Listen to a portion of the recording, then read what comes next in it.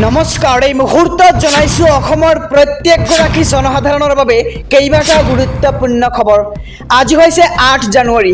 আজিৰ দিনটোতে অসমৰ লগতে ভাৰতবৰ্ষৰ বিভিন্ন প্ৰান্তৰ পৰা কেইবাটাও গুৰুত্বপূৰ্ণ খবৰ যুগুত কৰা হৈছে। এই মুহূৰ্তত জনাইছো আজিৰ প্ৰথমটো খবৰ। আজিৰ প্ৰথমটো খবৰেই ৰাজ্যবাসীৰ বাবে এটা ডাঙৰ খবৰ। অহা 16 জানুৱাৰীৰ পৰা প্ৰপত্ৰ পূৰণৰ দিন। ৰাজ্যৰ লাখ লাখ মহিলাৰ একাউণ্টত হিমন্ত বিশ্ব চৰকাৰে দিব ৮৫,০০০ টকা। আৰু কেনেকৈ ৰাজ্য চৰকাৰৰ পৰা মহিলাই লাভ কৰিব এই ৮৫,০০০ টকা, আহক সবিশেষ জানি লওঁ। ৫টাকৈ চৰ্ত বান্ধি দিলে এইবাৰ হিমন্ত বিশ্ব চৰকাৰে। ৰাজ্যৰ লাখ লাখ মহিলাৰ একাউণ্টত সোমাব ৮৫,০০০ টকা। আৰু প্ৰপত্ৰ পূৰণ কৰিয়েই আপুনি লাভ কৰিব এই ধন লাভ কৰিবলৈ লাগিব আধাৰ লিংক থকা এটা ছেভিং একাউণ্ট। আত্মসহায়ক গোট, ফেডাৰেশ্যন, বেংক আদিৰ ডিফল্টাৰ হ'ব নালাগিব। নিজে এটা উপাৰ্জন সৃষ্টিকাৰী কাৰ্যকলাপত জড়িত থাকিব লাগিব। আৰু জেনেৰেল OBC, MOBCৰ ক্ষেত্ৰত ৩টাকৈ অধিক সন্তান থাকিব নালাগিব। SC, STৰ ক্ষেত্ৰত ৪টাতকৈ অধিক সন্তান থকাসকল বিবেচিত নহ'ব। আৰু মহিলাসকলে প্ৰপত্ৰত উল্লেখ কৰিব লাগিব সন্তানৰ সংখ্যা। আৰু ৩৯ লাখ মহিলাই ৩টা পৰ্যায়ত লাভ কৰিব এই ৮৫,০০০ টকা। আৰু অহা 16 জানুৱাৰীৰ পৰা প্ৰপত্ৰ পূৰণ কৰি লাভ কৰিব এই ধন ৰাজ্যৰ লাখ লাখ মহিলাই।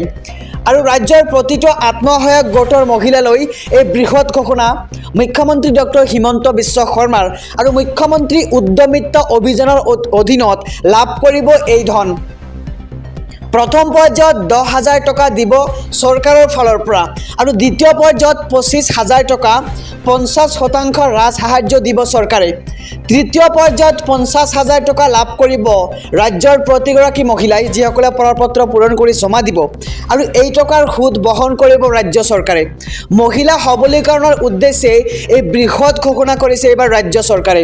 কেনেকৈ ৰাজ্য চৰকাৰৰ পৰা মহিলাই লাভ কৰিব এই ৮৫,০০০ টকা, আমি সবিশেষ জনাইছোঁ আমাৰ সমূহ দৰ্শক। এই মুহূৰ্তত জনাইছোঁ আজিৰ দ্বিতীয় নম্বৰ খবৰটো।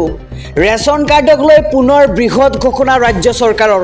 এতিয়াৰে পৰা চৰকাৰী চাকৰিয়ালেও লাভ কৰিব ৰেচন কাৰ্ড।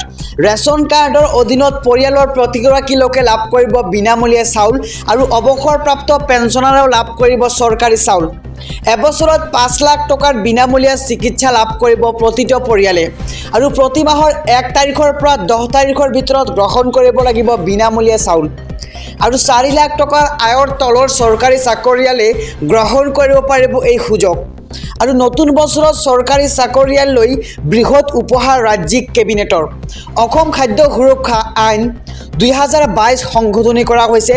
আৰু এই সংশোধনীৰ জৰিয়তে এই নতুন আইন অনা হৈছে। এই সংশোধনীৰ অধীনত সুবিধা লাভ কৰিব চৰকাৰী চাকৰিয়ালে। ৰেচন কাৰ্ডক লৈ পুনৰ বৃহৎ ঘোষণা ৰাজ্য চৰকাৰৰ। এতিয়াৰে পৰা চৰকাৰী চাকৰিয়ালেও লাভ কৰিব ৰেচন কাৰ্ডৰ সুবিধা। ৰেচন কাৰ্ডৰ অধীনত পৰিয়ালৰ প্ৰতিগৰাকী লোকে লাভ কৰিব বিনামূলীয়া চাউল। এই মুহূৰ্তত জনাইছোঁ আজিৰ তৃতীয় নম্বৰ খবৰটো। ভোটাৰ তালিকাত নাম অন্তৰ্ভুক্তি বিসংগতিক লৈ জৰুৰী খবৰ। খৰধৰ কৰক, আজি হৈছে আবেদনৰ অন্তিম দিন। ভোটাৰ তালিকাত আপোনাৰ নাম নাই নেকি? বিসংগতি থাকিলেও আপুনি কৰিব পাৰিব আবেদন। নাম অন্তৰ্ভুক্তি বা কৰ্তনৰ বাবে আপুনি কিদৰে কৰিব আবেদন, সবিশেষ জনাইছোঁ। ঠিকনা স্থানান্তৰ বা কোনো বিৱৰণী কৰিব পাৰিব আপুনি শুধৰণি। কেনেকৈ অনলাইনত কৰিব আপুনি এই কাম, আহক সবিশেষ জানি লওঁ। ভোটাৰ হেল্পলাইন এপ ডাউনলোড কৰি আপুনি কৰিব পাৰিব এই কাম।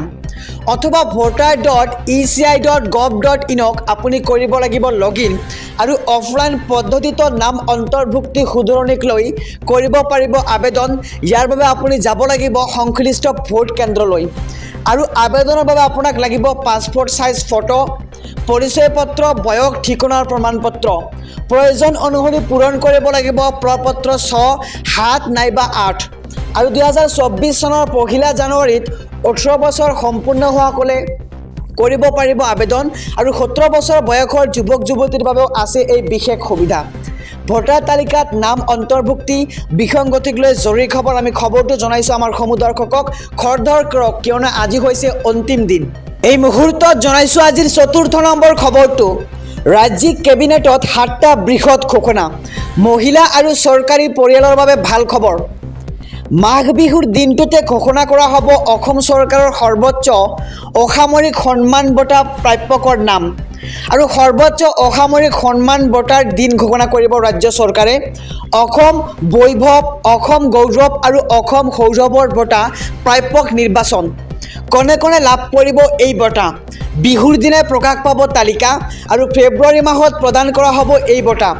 অমৃত সৰোবৰৰ কাম প্ৰায় সম্পন্ন। চোৱা চিতাৰ দায়িত্বত কোন থাকিব আৰু নিৰ্দিষ্ট ভূমিৰ দায়িত্বত থকা ব্যক্তিকে দিয়া হ'ব পৰিচালনাৰ দায়িত্ব আৰু পঞ্চায়ত নিৰ্বাচনৰ সময়ত কৰ্তব্যৰত অৱস্থাত কৰ্মচাৰীৰ মৃত্যু হ'লে বা আঘাতপ্ৰাপ্ত হ'লে দায়িত্ব ল'ব চৰকাৰে। প্ৰকৃত উত্তৰাধিকাৰীয়ে লাভ কৰিব ক্ষতিপূৰণ আৰু ৰাজ্যিক নিৰ্বাচনত কৰ্মৰত বিষয়াৰ দৰে লাভ কৰিব সুবিধা। 3 জনগোষ্ঠীৰ কাউন্সিলক কেন্দ্ৰীয় সাংবিধানিক মৰ্যাদা প্ৰদানৰ সিদ্ধান্ত আৰু শীঘ্ৰেই কেন্দ্ৰ চৰকাৰলৈ প্ৰেৰণ কৰা হ'ব অনুমোদন।